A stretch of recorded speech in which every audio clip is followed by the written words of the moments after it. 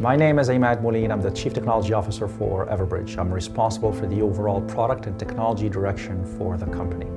I've been with Everbridge since 2011. So today I'd like to talk to you about things to consider when choosing a public warning technology or set of technologies. And I'm going to do that by looking at three very simple scenarios. So the first scenario, I'm asking you to put yourselves in the shoes of a resident. You're somewhere in central London right now. So an incident happens, say 12, 15 miles away. The big question is, should you be alerted? Most people would say, no, it's too far away, it doesn't impact me. What if I were to tell you that your house is within that impact radius? What if I were to tell you that your children go to school in the area where the incident is happening, or that your parents live nearby? If I were to ask you that same question, should you be alerted? The answer will probably be, well, of course.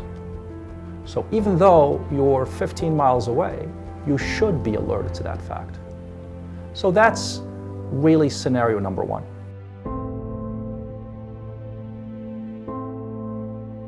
I'd like you to consider a second scenario. In this case, I'd like you to put yourselves in the shoes of an emergency manager. An incident happens and you need to declare an evacuation. Okay? So you go onto your map, draw a polygon, and lo and behold, everybody gets the appropriate notification and they evacuate the area. Good. Now what?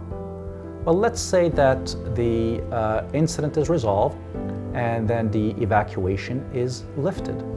What do you do now? Whom should you alert to let them know that the evacuation is lifted and that they should be able to head back to wherever they came from? This would be a very difficult question to answer right now. Let me give it to you from a different perspective. So let's go over the exact same scenario, but we're going to color code it. An incident happens, you're the emergency manager in charge, you go to a map and draw a polygon, and you go ahead and call for the evacuation, sending a notification to all of the people who happen to be in the area. They get the notification and they leave. Now things are a little bit clearer this time, aren't they? Right? Once the evacuation is lifted, who are you going to send a notification to let them know that the evacuation order is lifted? Well, it's easy enough now. You can actually see them color-coded. Instead of sending it to everybody in a much broader area, you can actually target just those people who were in the originally impacted area and who received the original notification. Easy enough.